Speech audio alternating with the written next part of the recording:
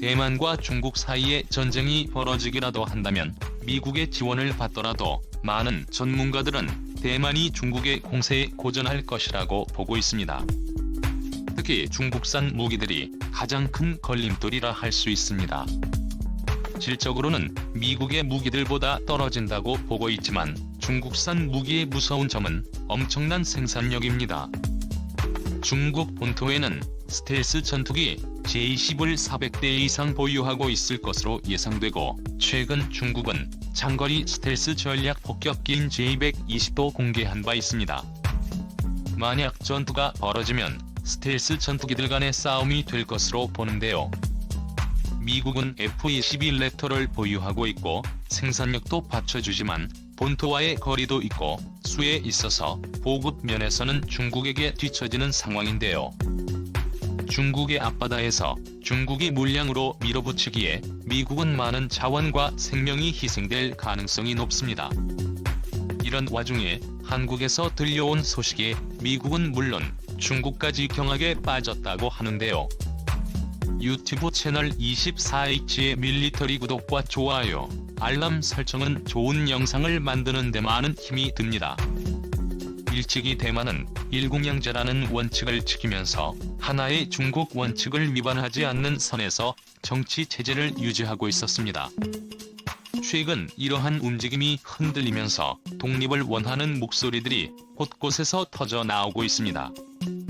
처음 시작은 집권당인 민진당을 중심으로 입법원에서 국가 정상화를 위한 개헌 논의가 이루어지는 것에서 비롯되었습니다. 중국과 대만 통일을 의무화한 헌법적 근거를 삭제하겠다는 논의인데요. 1992년 대만의 여론은 자신이 대만인이자 중국인이라고 대답한 이들이 과반수에 가까운 46.4%에 달했습니다. 그렇기에 중국이 주장한 일국양제에 대해 대만인들 역시 거부감 없이 받아들였는데요. 대만인이자 동시에 중국인이라 주장한 이중 정체성은 최근 흔들리고 있습니다.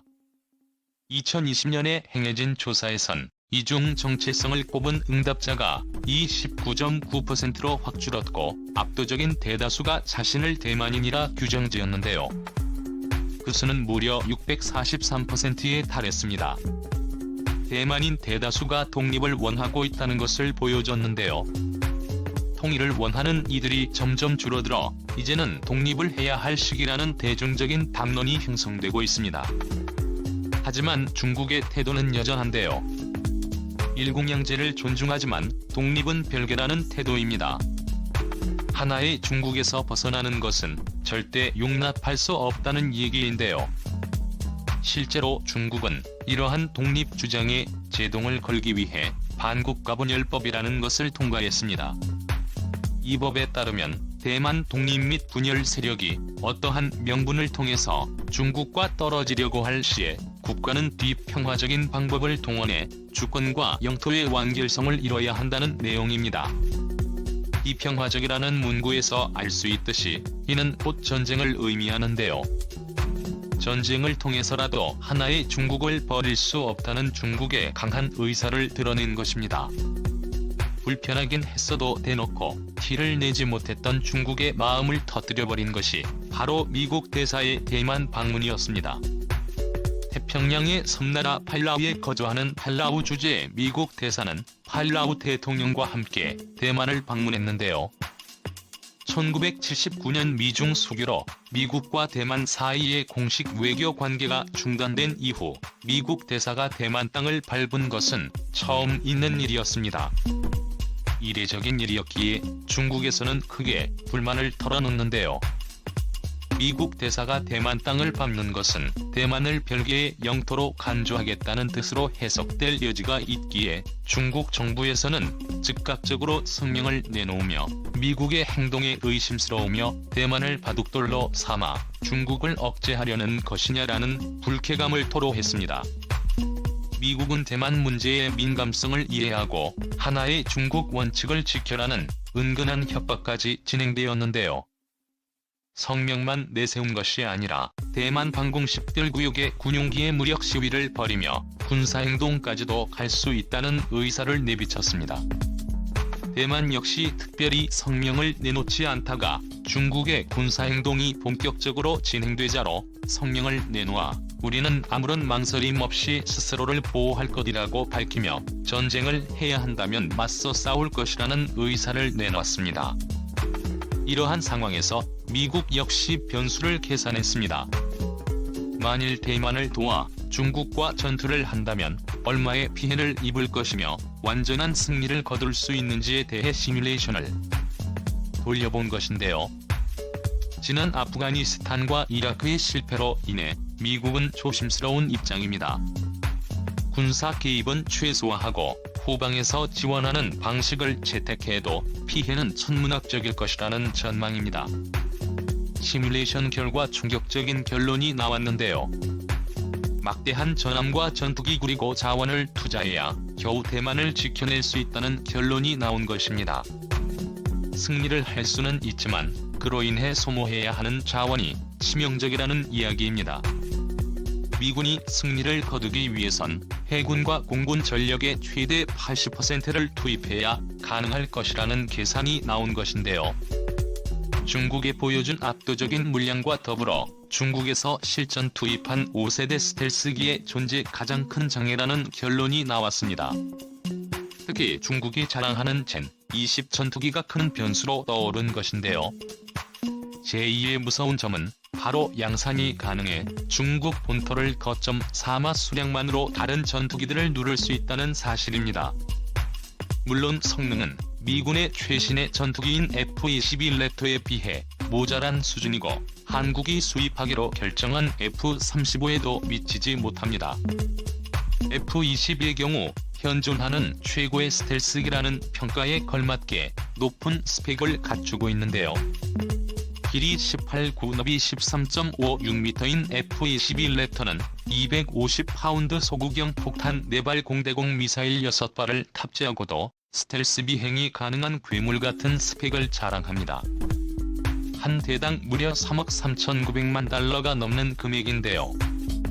F-35 역시 최대 81톤의 무기를 탑재할 수 있고 최고 속도 마하 1.56을 낼 수 있는 데다가 비스트 모드시 양날개 아래 6달 내부 무장창에 4발을 탑재하면서 스텔스 기능까지 갖춘 제품으로 J-20에 비해 월등하게 좋은 기능을 갖추고 있습니다. J-20 전투기는 2018년 기준 동체 하부 내부 무장창에 필을 15 공대공 미사일 4발과 측면에 키에 10 단거리 공대공 미사일 2발만 장착이 가능한 것으로 드러났습니다. 더군다나 자체 개발 엔진이 아닌 러시아산 XL-31 엔진을 사용해 기술 면에서 한계를 드러냈는데요. 스텔스 기능 역시 인도 수호의 전투기에 중국의 J-20 전투기가 포착되는 일이 발생하면서 과연 그 기능이 미국의 최신의 스텔스기에 맞서 싸울 수 있는 수준인지에 대해서도 논란이 되었습니다. 이러한 공방이 치열하게 미국과 중국 사이에서 전개될 무렵 한국의 국방연구소에서는 조용히 기술 하나를 공개했는데요. 이 기술이 미국과 중국 사이의 갈등을 완전히 무너뜨릴 수 있는 키카드라는 것이 밝혀졌습니다. 국방과학연구소는 스텔스 전투기를 탐지하고 추적할 수 있는 고출력 고감도 표적 탐지 기술을 독자적으로 개발했다고 발표했습니다. 저피타망체인 스텔스기를 파악하는 것은 굉장히 고난이도의 작업이라 실제로는 불가능에 가깝다고 알려졌는데요. 원리 자체는 레이더의 출력을 높여 전투기에 반사되는 전자파 신호를 파악해 세밀한 표적 신호를 구별해내는 방식입니다. 하지만 실시간으로 빠른 움직임을 보이는 전투기를 상대로 전자파 신호를 빠르게 구별해낼 일을 알아보는 것이 쉬운 일이 아니라 불가능에 가까운 기술이라는 평가를 받았는데요. 이를 한국에서 극복해낸 것입니다.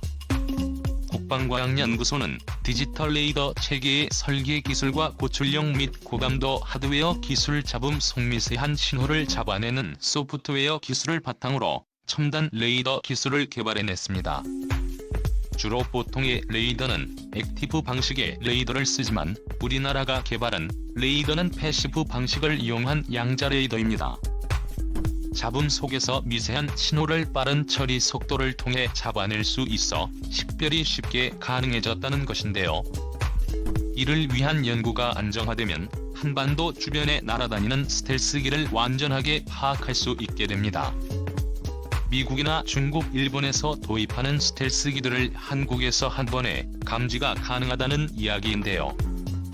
무엇보다 한국에서 독자적으로 개발한 기술이기에 성능 개량은 물론 비용 절감까지 가능한 환상의 기술이라 할 수 있습니다. 이러한 결과에 아시아는 물론 미국도 놀랄 수밖에 없었는데요. 스텔스 기술은 극비에 붙여져 기술 보유국 당사자가 아니면 절대로 파악할 수 없기에 전투의 향방을 가를 정도로 중요한 요소였습니다. 이를 단숨에 파악해 맞대응할 수 있다는 점에서 수천억이 들어간 사업을 한 방에 무용지물로 만든 일이라 할 수 있습니다. 중국 역시도 이러한 한국의 기술 개발 소식에 당황함을 감출 수 없었다고 하는데요. 실전 도입이 되는 순간 동아시아의 군사력 관계를 무너뜨릴 수 있는 중요한 기술이 된 것입니다.